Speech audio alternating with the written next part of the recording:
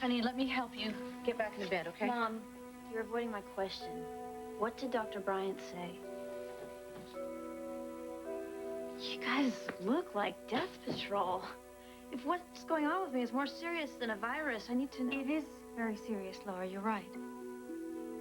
But it has nothing to do with you. It's all about me and your mom and what we go through as parents.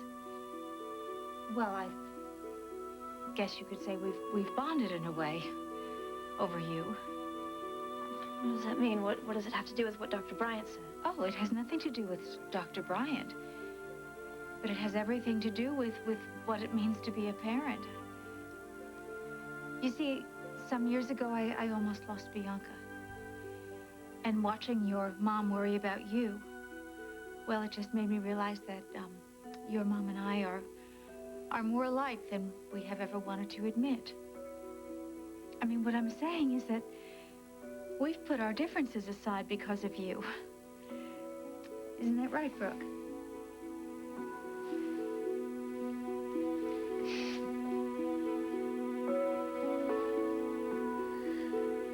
Thank you.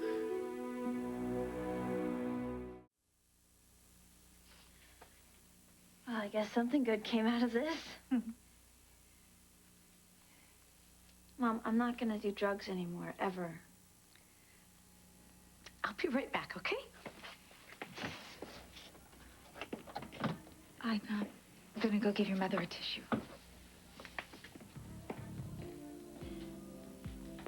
Did you buy any of that? Yeah, I guess so. Well, I didn't.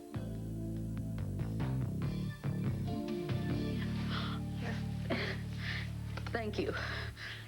Thank you, Erica, for that. Well, I just did what I thought was right. You were pretty against me keeping anything from Laura about what's really going on with her health. Well, then when I saw you with her, I put myself in your shoes. I put Bianca in Laura's, and I realized, of course, you had to do exactly what you did, and I would do the same thing. Of course, you have to give your daughter hope before you tell her how serious her condition is. She seems like herself.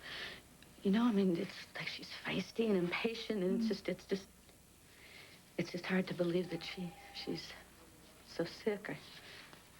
I know. How am I going to help her when the doctor said that there's nothing he can do for her?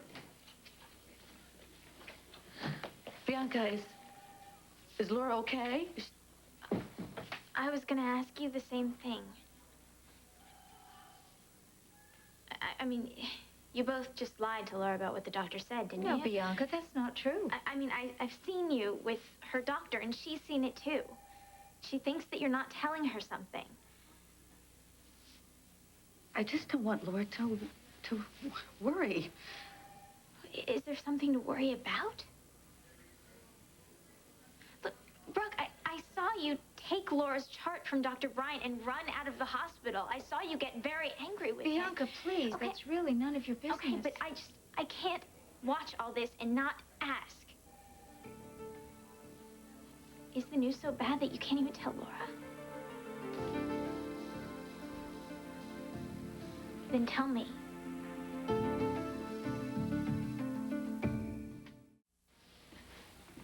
Please, Brooke. Look, I care about Laura so much. If something is wrong with her health, Bianca, Brooke is scared. Any mother in her position would be terrified for her daughter, but she doesn't want Laura to know. I just don't want Laura to be any more frightened, that's all. Of course not, and no matter how well cared for Laura is here until she's home with you and well, nothing is going to be right. Nothing. And so, Bianca, that's what you see from Brooke. You see fear, and it's justified. And it's not overreacting. Maybe you think it's overreacting, but believe me, Brooke has been just way too close to this kind of thing before. I know. I'm sorry, Brooke. Oh, Bianca, don't be sorry. You're a great friend to Laura, and she needs you now. I didn't mean to lean on you like that. I know that you're concerned about Laura. All right. I know that. Oh, are those for my daughter? They are. Oh. Okay, can I take them in? Oh, please.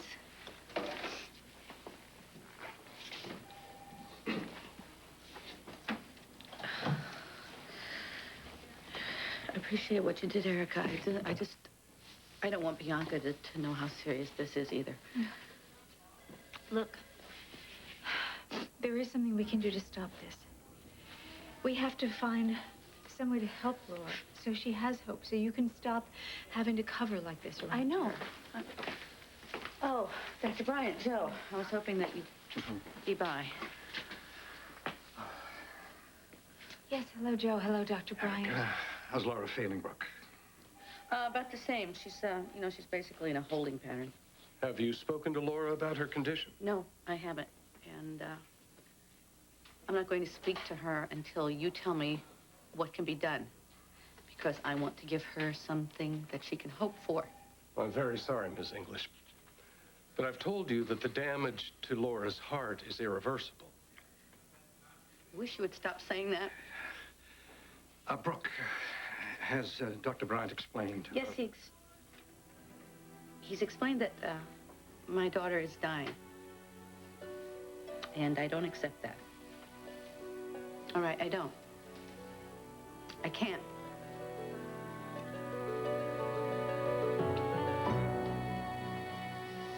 Can you hand me the card? Want to guess? No, why don't you just read it to me?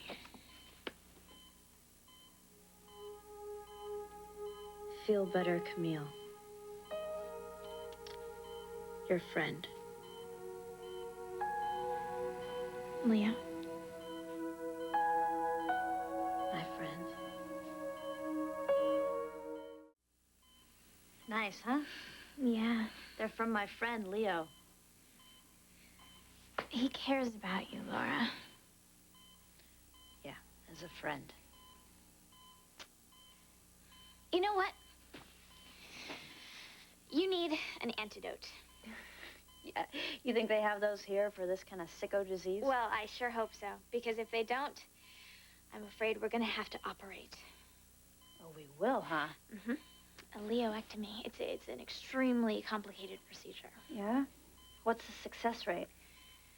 I just don't know. It could be incurable. Oh, it is. Trust me. No, Laura. You're going to have to trust me and science. Shall we proceed? I understand your fears, Brooke. I do. I ran more tests, Miss English. The left and right ventricles of her heart are enlarged due to the virus. Her name is Laura. It's Laura's heart. Let Dr. Bryant finish now. What next? More tests? Yes, if we move forward. And why wouldn't you? Because this procedure is invasive. Joe, could you please just tell me? Could you? Oh, I have to take this. Excuse me.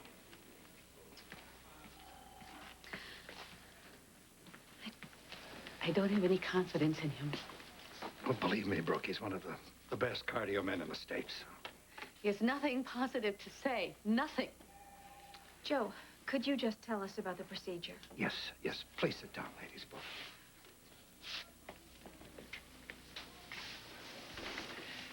It involves cardiac catheterization. And what that means is we introduce a very fine tube into the heart by means of a blood vessel so we can see the condition of the heart and determine if Laura's a proper candidate for a transplant. But unfortunately, Laura's heart has been severely damaged by the effects of the virus. So even this procedure of catheterization involves risks because of the pre-existing condition. Joe, I mean, her doctor's already said that there's nothing that can be done for her, and now you're saying that she might not even make it through this procedure? It's quite dangerous in Laura's case. I can't lie to you. Well, what would happen if she doesn't have it?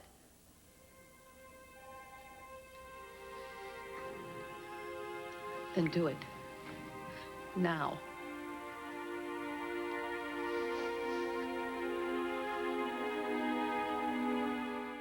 Can't just go ahead and do it, Brooke.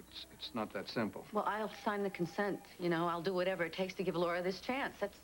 But you did hear what I said about the risks. Yes. I also heard what her cardiologist said. And he said there's nothing that they can do for her. So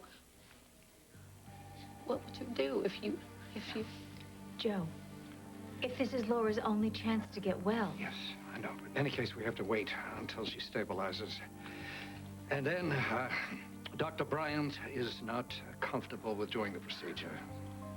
Well, there must be somebody else on staff. Well, it's not just a matter of finding someone who has the proper skills. It's finding someone who's even willing to take the chance, given the risks involved. Well, is there somebody on staff who fits that profile? Not anymore. But David would do it, wouldn't he?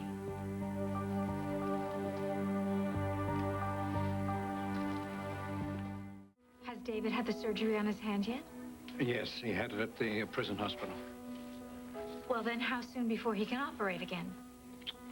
Erica, he can't operate. I mean, he may even lose his license. But he hasn't lost it yet. If David Hayward hadn't gotten into trouble, what doctor would you have recommended, Joe, to help Laura? David Hayward. But it's out of the question now, and I'm afraid it's out of my hands. I'm sorry. I have something I have to do. I'll be back later and we'll talk some more.